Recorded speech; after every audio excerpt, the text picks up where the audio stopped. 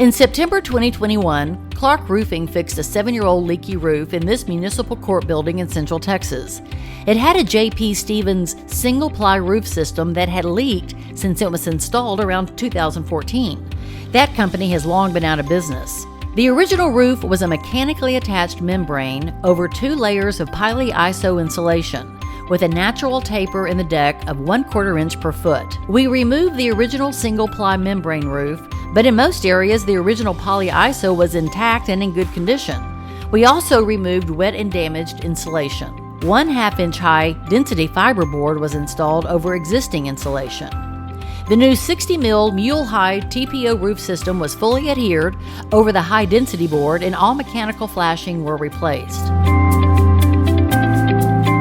This building is located on 4 very busy streets with less than ideal traffic conditions. We also had very limited access due to landscaping and hardscaping.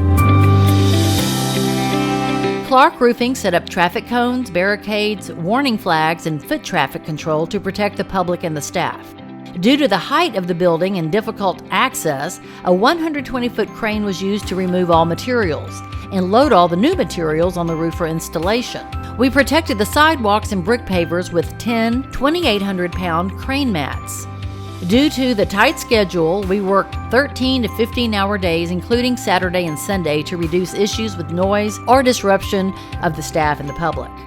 The project was completed in 6 days by Clark Roofing's crew of 8 workers.